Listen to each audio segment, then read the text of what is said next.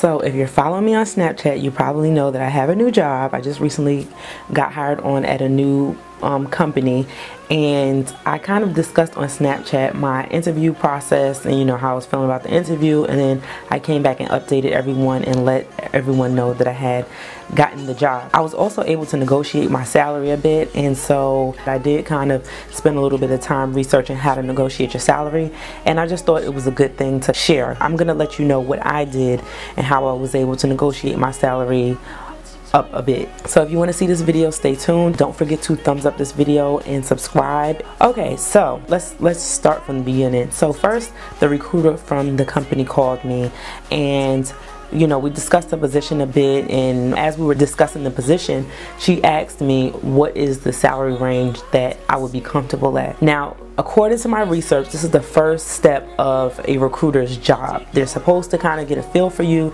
and find out if you would even accept what they're willing to offer if you were offered the position. You are not supposed to give the first number.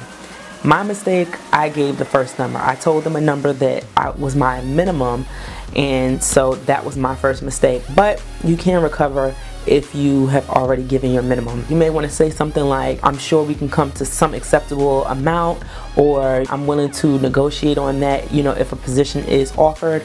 Or you kind of want to just throw it back to the recruiter or ask them, well, what is the range that this position is hiring for, so that you have the upper hand in determining whether or not this is a fit for you. After I gave my number, then I was scheduled for an interview.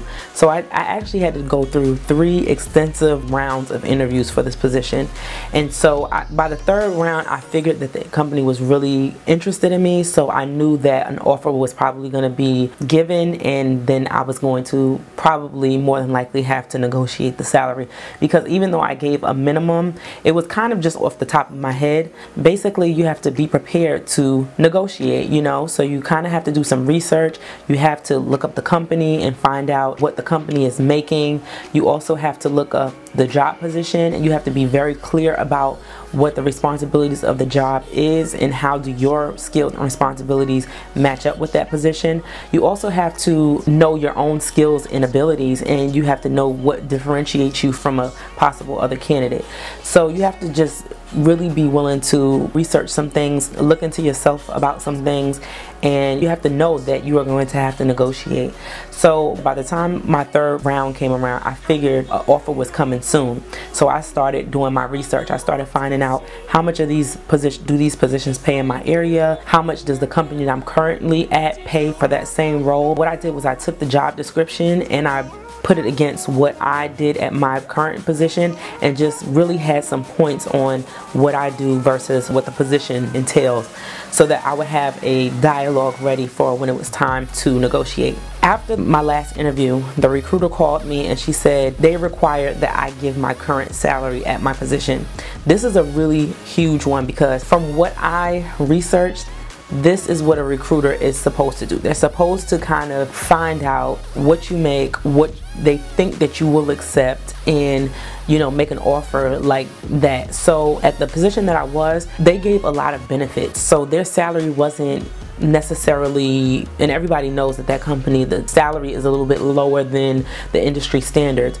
So I really didn't feel comfortable giving that number out, even if I was being paid a great amount or whatever. I just didn't feel comfortable giving them that amount. First of all, it's like showing them your cards. You don't want to give away too much information, because that really takes away from your bargaining power. Because if this company is paying you this, then why should we pay you $10,000, $20,000 more than what you're getting paid now? According to my research, the next tip is, do not, under any circumstance, let the recruiter know what you make currently.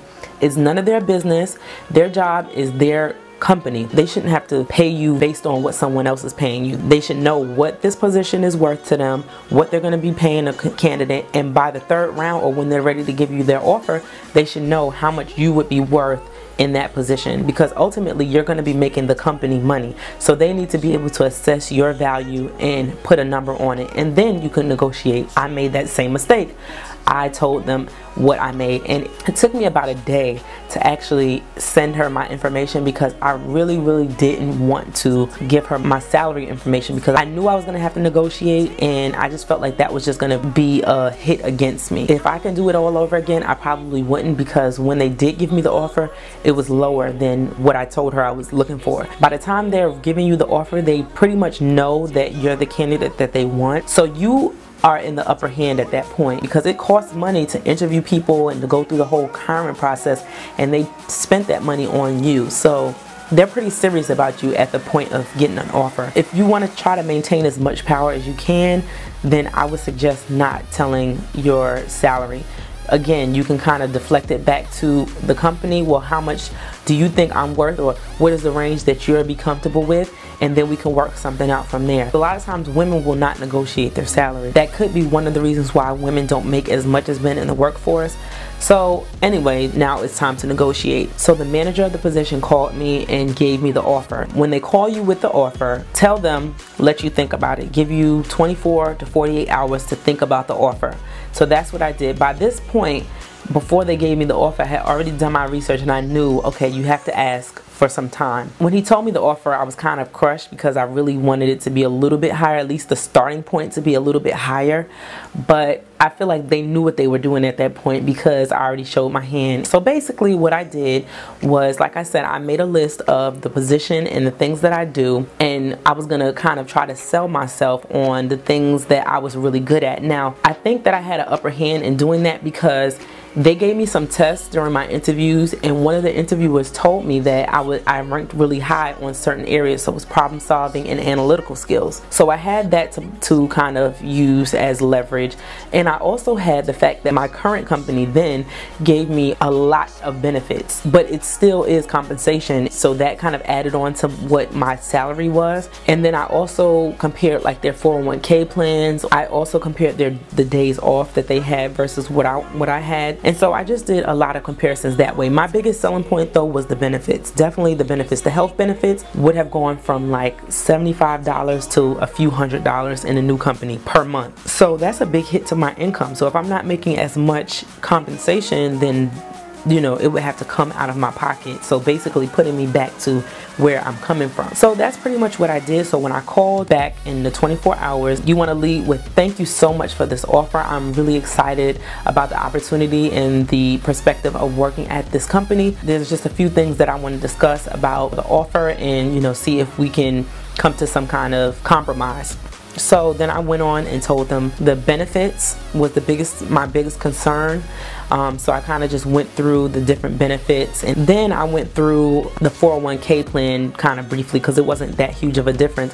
And then I went on to sell myself a little bit more. So I talked about the position, I talked about the things that I already have 3-4 years experience with, and then I talked about the new responsibilities in the new role that I don't currently have that I would have to do, and I told them why I would be a great fit for those responsibilities. And then I said, and based on this and some of my research that I've done, I talked to colleagues and I did a little bit of research online to find out like the range of pay for this type of position, and I told them that I thought that a fair amount would be between A and B.